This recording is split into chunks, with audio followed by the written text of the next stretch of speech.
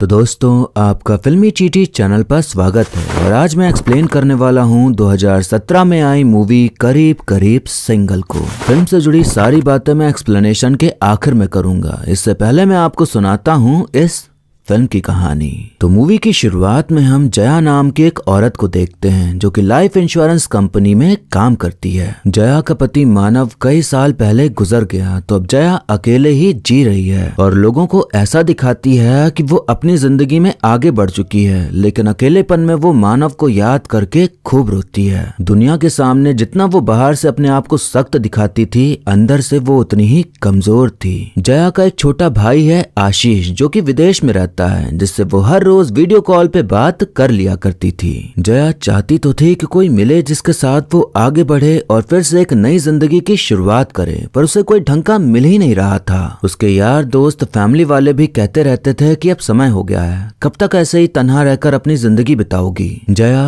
अपना हम सफर पाने के लिए अब तक सिंगल नाम की एक साइट पर अपना प्रोफाइल बनाने का सोचती है। जया नाम थोड़ा फीका लग रहा था तो जयश्री लिखती है और उम्र 35 की थी लेकिन 33 लिखती है। प्रोफाइल बनाते ही उसके पास धड़ाधड़ लड़कों के मैसेजेस आना शुरू हो जाते हैं। ऐसे लड़कों के मैसेजेस जो बस लड़की को ऑनलाइन भर देख लें तो इकट्ठे 5-6 मैसेज भेज डालते हैं, वो भी ना जाने कैसे कैसे, जिन्हें देखकर जया का मूड ऑफ हो जाता है। उसे योगी नाम के एक आदमी का मैसेज आता है जिसका काफी सभ्य सा मैसेज था, तो जया उससे मिलने का सोच लेती है। जया मस्त मेकअप शेकअप कर एकदम तैयार होके जाती है कॉफी शॉप उससे मिलने। जब वो इंतजार करते करते थक जाती है तब जाकर योगी अपने खुशनुमा अंदाज में वहां पधारता है। योगी का स्वभाव कुछ ऐसा ही था कि वो हमेशा खुश रहता और बकबक करते रहता। सस्ते जोक्स मारना और खुद ही उन पर हंस लेना और बिना सर पैर की बातें करना, ऐसा था योगी। योगी केमिकल इंजीनियर था लेकिन कोई नौकरी नहीं करता था, बस शायरियां करता था। योगी बताता है कि मेरी जो पहली प्रेमिका थी ना, वो मुझे कवि साहब के नाम से बुलाती थी। मैंने अपनी 6 किताबें लिखी हैं पर बिकी एक भी कॉपी नहीं। अब इंटरनेट का जमाना है ना, तो कोई किताबें पढ़ता ही नहीं है। बातों बातों में बात निकलती है कि जया को लड़कों के बहुत चीप मैसेजेस आए थे जब प्रोफाइल बनाई थी, तो योगी कहता है कि अब हम उनको सबक सिखाएंगे। वो उन छिछोरे लड़कों को उसके फोन से मैसेज कर देता है मिलने का। लोकेशन बहुत दूर की बताई थी ताकि वो बस घूमते रह जाएं। जया को एहसास होता है कि वो तो बुरी फंसी है इस आदमी के चक्कर में। जया ने सोचा तो था कि वो उससे फिर कभी नहीं मिलेगी, लेकिन योगी के बुलाने पर वो उससे दोबारा मिलती है। शायद बाकियों से उसका अलग अंदाज जया को ना पसंद आकर भी पसंद आ गया था, इसलिए वो दोबारा मिलने चली आई। पता चलता है कि जिन लड़कों को योगी ने मिलने बुलाया था उन्होंने जया को सॉरी मैसेज करके आईडी डीएक्टिवेट कर दी है। दरअसल योगी उनसे मिलने चला गया था और उसने अपने ढंग से उनको सबक सिखा दिया, क्योंकि उसे नहीं पसंद था कि कोई लड़की के साथ बदतमीजी करे। योगी कहता है कि मेरी दूसरी प्रेमिका कहती थी कि इस दुनिया में गिने चुने ही शरीफ आदमी बचे हैं। ठीक कहती थी वो बताता है कि मेरी कुल 3 प्रेमिकाएं रही हैं और तीनों टाइम बेपनाह घंघोर हद पार प्यार किया है। आज तक भुला नहीं पाई वो मुझे, तड़पती हैं मेरे लिए, रोती होंगी मुझे याद करके। जया कहती है कि सालों तक किसी के लिए आंसू बहाना ये सब आपकी शायरी में होता होगा मिस्टर योगी, असल जिंदगी में नहीं। लोग मूव ऑन कर जाते हैं, आगे बढ़ जाते हैं। योगी कहता है मूव ऑन अरेंज मैरिज वाले कर लेते होंगे, प्यार करने वाले नहीं। जया कहती है कि अगर आपको इतना ही भरोसा है तो उनसे कांटेक्ट कीजिए, फिर कांटेक्ट नहीं हो सकता तो जाइए मिल आइए। योगी कहता है तीनों को रोते हुए छोड़कर आया था, दोबारा देखेंगी तो बिखर जाएंगी। जया ताने मारते हुए कहती है कि आपको उनके बिखरने की फिक्र है या अपनी। योगी कहता है कि चलो मैं चला जाऊंगा, लेकिन क्या आप भी मेरे साथ चलना चाहेंगी। जया उसे साफ मना करके वहां से चली जाती है। फिर बाद में सोचती है कि जिंदगी ऐसे ही बेरंग सी है, थोड़ा घूम ही आते हैं, तो वो योगी के साथ चलने को तैयार हो जाती है उसकी प्रेमिकाओं से मिलने के लिए। दोनों लोग एयरपोर्ट जाते हैं तो चेकिंग में योगी को रोक लिया जाता है, क्योंकि उसके पास चाकू वाली की चैन थी जो कि दूसरी प्रेमिका ने दी थी। वो जया को आगे भेजकर खुद चला जाता है उसकी चैन को चेकिंग वाले बैग में रखने। जया प्लेन में बैठ जाती है लेकिन योगी आता ही नहीं, क्योंकि चेकिंग में काफी समय लग गया था, तो वो कह देता है कि आप पहुंचिए, मैं अगली फ्लाइट से पहुंच जाऊंगा। जया को खूब गुस्सा आता है कि कि कैसा लापरवाह इंसान है, मुझे ही अकेला छोड़ दिया।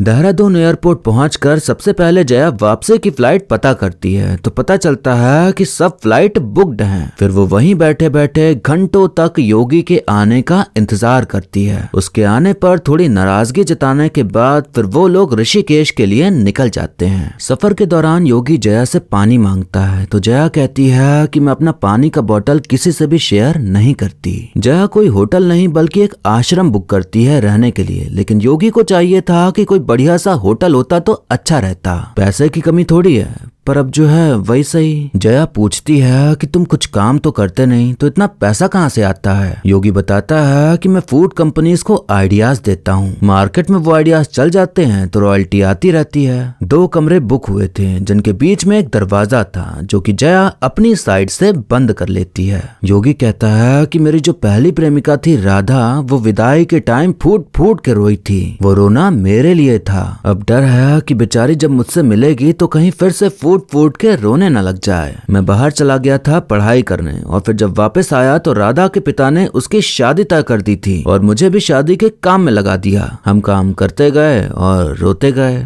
अब अगले दिन वो लोग राधा के घर जाते हैं तो योगी को देखते ही राधा उससे खुशी के मारे लिपट पड़ती है। योगी जया को अपनी कजन सिस्टर बताकर मिलवाता है। राधा अपने बच्चों से कहती है कि चलो अपने मामा जी के पैर छुओ, मतलब एक जमाने में जो प्रेमी था आज वो बच्चों का मामा बन गया। घर जाते वक्त जया कहती है कि तुम तो कह रहे थे कि वो फूट फूट के रोएगी, पर ऐसा कुछ हुआ नहीं और तुम्हें अपने बच्चों का मामा भी बना दिया। रूम में आकर आमने सामने नहीं दोनों फोन पर बात करते थे तो बात करते करते योगी हमेशा सो जाता था। जो दरवाजा दोनों रूम को जोड़ता था उसे खोलकर जया थोड़ी देर योगी को खर्राटे लेते देखती है, फिर उसका फोन रख के चली जाती है लेकिन दरवाजा बंद करना भूल जाती है। अब अगली सुबह योगी सुनता है कि जया गाना गा रही है तो वो दरवाजे के पास कान लगा के सुनने लगता है। वो दरवाजे का थोड़ा सा टेक लेता है कि वो सीधा उसके कमरे में जा गिरता है जहाँ जया कपड़े बदल रही थी। योगी को सामने देख उसकी चीख निकल जाती है और उसकी चीख से योगी की चीख निकल जाती है और बहुत बुरा वाला एम्बैरेसमेंट मोमेंट होते हुए योगी आंखें बंद कर अपने कमरे में भाग जाता है। योगी जया से माफी मांग लेता है कि उसे नहीं पता था कि दरवाजा खुला हुआ है, हालांकि गलती तो जया की ही थी, तो वो फिर से नॉर्मल हो जाती है। अब योगी जया को फेरी क्वीन नाम की एक ट्रेन पर ले जाता है जो कि होटल के जैसे थी, जिसे देख जया बहुत खुश होती है। योगी का मन था कि वो जया को पकोड़े खिलाए तो नीचे उतर जाता है वो पकोड़े लेने। इतने में ट्रेन चल पड़ती है तो योगी अपनी ट्रेन में चढ़ने के बजाय दूसरी ट्रेन में चढ़ जाता है। जब उसे एहसास होता है कि वो दूसरी ट्रेन में आ गया है तो फोन करके जया को बताता है तो जया कहती है जल्दी से कूदो, लेकिन कूदता कैसे, ट्रेन तेज हो गई थी। जया का फिर से दिमाग खराब हो जाता है कि आखिर ये क्या ही इंसान है, हमेशा गड़बड़ कर देता है। जया का लैपटॉप बैग योगी के पास रह गया था तो वो चेक करने को कहती है कि अगली ट्रेन कब है पता करो तभी तो आ पाओगे। योगी लैपटॉप खोलता ही है कि तभी जया के भाई आशीष का वीडियो कॉल आ जाता है तो वो तुरंत लैपटॉप बंद कर देता है। आशीष जया को फोन करके कहता है कि आपका लैपटॉप चोरी हो गया है क्या। जया समझाती है कि लैपटॉप मेरे ही पास है, लेकिन आशीष ने योगी की फोटो ले ली थी तो अब जया के लिए मुश्किल हो गया था समझाना कि ये कौन है, तो वो बात ही नहीं करती। जया की ट्रेन अलवर जा रही थी और योगी को कोई ट्रेन मिल नहीं रही थी तो वो एक टैक्सी कर लेता है। रास्ते में जो मिलता जा रहा था योगी सबको लिफ्ट देता जा रहा था।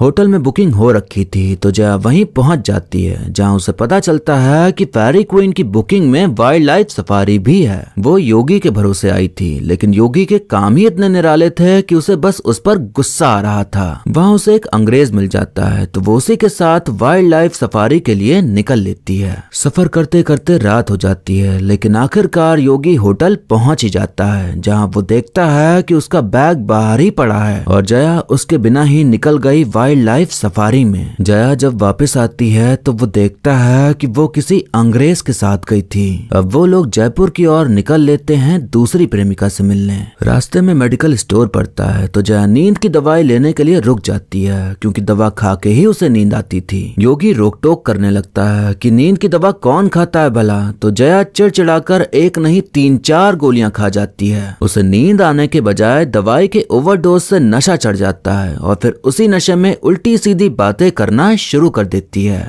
अब दोनों लोग पहुंच जाते हैं दूसरी प्रेमिका अंजलि के पास, जिसे देख योगी हैरान रह जाता है क्योंकि अंजलि पहले ऐसे नहीं थी। वो सलवार सूट पहनती थी, पर आज उसने काफी स्टाइलिश ड्रेस पहनी हुई थी जो कि उसे और भी आकर्षित बना रही थी। योगी उसे भी जया को अपनी कजिन सिस्टर बता के मिलाता है। बातचीत के दौरान अंजलि योगी से कहती है कि तुम तो बिल्कुल नहीं बदले, वैसे ही रह गए, फटीचर। अच्छा हुआ तुम ज्यादा रईस नहीं हुए, रईसी अच्छे अच्छों को बदल देती है। जया उसके कान में कहती है कि तुम बताओ कि तुम बहुत अमीर आदमी हो, पर योगी ऐसा नहीं करता क्योंकि वो वैसा इंसान था नहीं कि अपनी बड़ाई करके सामने वाले को नीचा दिखाए। जो चाकू वाली की चैन थी वो अंजलि ने ही गिफ्ट करी थी, जो कि अब तक उसने संभाल कर रख रखी थी। अंजलि और योगी इसलिए अलग हुए थे क्योंकि अंजलि को ऐसा इंसान चाहिए था जो कमाए खाए, और उस वक्त योगी के पास कुछ नहीं था, इसलिए अंजलि अलग हो गई और आज बहुत अमीर थी। पर वो क्या ही जाने कि योगी भी कुछ कम नहीं है। योगी अंजलि को उसके घर छोड़ने आता है तो जया भी उसके पीछे पीछे आ जाती है और उन दोनों को गले लगाता देख लेती है। जया नशे में थी तो उसे लगता है कि वो चुम्मा चाटी कर रहे थे, तो उसको काफी जलन होती है क्योंकि इस सफर में कहीं ना कहीं उसके दिल में योगी के लिए जगह बन चुकी थी, बस उसे खुद को एहसास न था। अगली सुबह जब जया का नशा उतरता है तो वो देखती है कि योगी बगल में पड़े सोफे पे सोया है। वो कहती है तुम मेरे कमरे में क्या कर रहे हो? तो योगी कहता है मैं आपके कमरे में नहीं, आप मेरे कमरे में हो। आप तो नशे में सो गई थी तो आपको उठा के लाना पड़ा। उन दोनों में प्यार के फूल खिल ही रहे थे कि तभी बीच में अंजलि का कॉल आ जाता है, जो कि कहती है कि आज मैंने पुराने दिनों की तरह सूट पहना है, देखने आओगे क्या? जया को फिर से थोड़ी सी जलन होती है और वहाँ से चली जाती है, ये सुने बिना कि अंजलि ने ये भी कहा कि मुझे पता है कि वो लड़की तुम्हारी कजिन सिस्टर नहीं है, ये वाली लड़की सही है, इसे जाने मत देना। अब वो लोग गैंगटॉक के लिए निकल लेते हैं जहाँ योगी की तीसरी प्रेमिका रहती थी। जया कहती है कि इस गैंगटॉक में मेरा भी एक्स प्रेमी रहता है, तो मैं इस ट्रिप में इसलिए आई ताकि उससे मिल सकूं, ना कि तुम्हारी प्रेमिकाओं से। अब ये सुनकर योगी को भी थोड़ी सी जलन होती है क्योंकि उसे तो जया पसंद ही थी। योगी चाकू वाली की चैन टैक्सी ड्राइवर को दे देता है उपहार के रूप में। उसने अब तक संभाल के रख रखी थी क्योंकि वो भूल नहीं पाया था, पर अगर उसे भी आगे बढ़ना है और जया का साथ चाहिए तो अपने अतीत को पीछे छोड़ना ही था, इसलिए वो की चैन अपने से दूर कर दी। योगी जया से कहता है कि मैंने अपना टिकट बुक कर लिया है, तीसरी वाली से मिलकर मैं वापस चला जाऊंगा, आप अपने एक्स प्रेमी के साथ आराम से वक्त बिताइएगा। योगी देखता है कि जया साड़ी पहनकर एक बुके लेकर आई है अपने प्रेमी से मिलने। जया बताती है कि मेरा एक्स प्रेमी अभी भी सिंगल ही है, तो योगी जलन के मारे कहता है कि पूरा पूरा सिंगल है या फिर हमारी और आपकी तरह सिंगल। जया इस बात का मतलब समझ ही रही थी कि योगी वहां से जाने लगता है, तो जया कहती है कि जब तुम्हारी प्रेमिकाओं से मिलना था तो पूरी दुनिया के चक्कर कटवाए, अब मेरी बारी है तो छोड़ के जा रहे हो। सब कुछ बस तुम्हारे बारे में है, तुम्हारा खाना, तुम्हारी प्रेमिकाएं, तुम्हारी शायरी, तुम्हारी की चैन, तुम्हारे पकोड़े, सब कुछ तुम्हारा, बिना रुके बस बक बक बक बक बक बक करते रहते हो। मैं नहीं कर सकती ये सब क्योंकि तुम्हारी जिंदगी में तुम्हारे अलावा किसी के लिए जगह ही नहीं है। योगी कहता है कि आपकी जिंदगी में है क्या जगह किसी और के लिए? वैसे आप बहुत खूबसूरत लग रही हैं, और इतना कहकर वो वहां से चला जाता है। जया की जिंदगी में जितने भी लोग थे सब बस उसे काम के समय ही याद करते थे, और जया कुछ ना कहते हुए बस उनका काम कर देती थी अपना समझकर। वो इन्हीं सब में व्यस्त रहती थी, इसलिए योगी ने कहा कि तुम्हारी जिंदगी में किसी और के लिए जगह है क्या? जया वो जगह बनाना चाहती थी, इसलिए सबको कॉल करके साफ साफ कह देती है कि जब वाकई में किसी दोस्त की जरूरत हो तब मुझे कॉल करना, जब सिर्फ काम हो तब नहीं। सबसे ज्यादा जरूरी था मानव की यादों से बाहर आना और एक नई जिंदगी की और कदम बढ़ाना। उसने सोशल मीडिया पासवर्ड में मानव का नाम डाला हुआ था तो वो उसे डिलीट कर देती है, ठीक वैसे ही जैसे योगी ने किचैन को किसी और को दे दिया। जया को उसका एक्स प्रेमी मिल जाता है जो कि उसे अपने घर ले जाता है। जया के अंदर उसे लेकर वैसी कोई भी फीलिंग्स नहीं थी, वो उसे बस अपना दोस्त मानती थी। उधर योगी अपनी तीसरी प्रेमिका गौरी से मिलने जाता है। गौरी बच्चों को कंटेम्परेरी डांस सिखाती थी।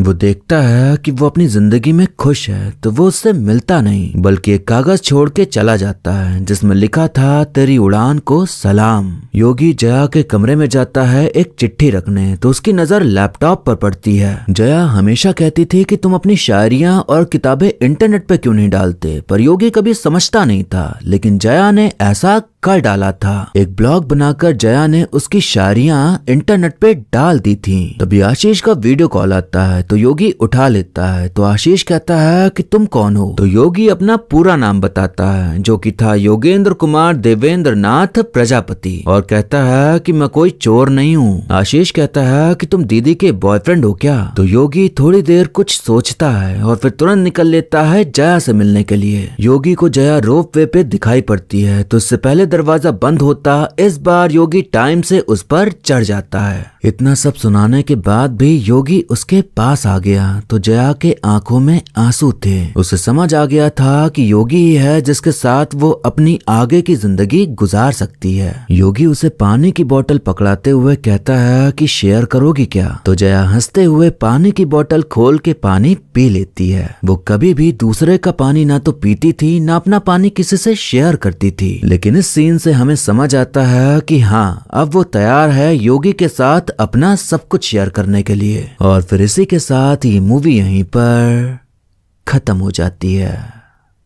तो दोस्तों, हमें इस फिल्म से यही सीखने मिलता है कि अगर आप अपनी जिंदगी में आगे बढ़ना चाहते हैं, एक नई जिंदगी की शुरुआत करना चाहते हैं, तो आप अपनी पिछली यादों को साथ लेके आगे नहीं बढ़ सकते। उन्हें पीछे ही छोड़ना होगा ताकि नई यादें बन सकें और आप फिर से उतनी ही खुशी के साथ जी सकें जैसे पहले थे। जया का भी अपना अतीत था और योगी का भी। जया अपने पति मानव की यादों में खोई रहती थी और योगी अपने 3 प्रेमिकाओं की यादों में। ऐसा नहीं कि एकदम भूल ही जाना है और याद ही नहीं करना। उनके लिए जो प्यार, जो लगाव था, वो तो हमारे दिल में बस चुका है और वो कभी वहां से निकल के नहीं जाने वाला। पर उसी को लेके बैठे रहने में भी कोई भलाई नहीं है। जो चला गया है उसे याद रखो, लेकिन हर रोज याद करके जो आने वाला है उसे दूर मत करो। योगी की 3 प्रेमिकाएं थीं, लेकिन उसका तीनों बार कटा। वो जिसके भी साथ रहा उसने शिद्दत से प्यार किया, पर प्यार उसके नसीब में ही नहीं था, इसलिए तीनों से ही साथ छूट गया। योगी ने फिर भी प्यार पर भरोसा कायम रखा और उम्मीद करता रहा कि कभी ना कभी तो उसे अपना प्यार मिलेगा ही।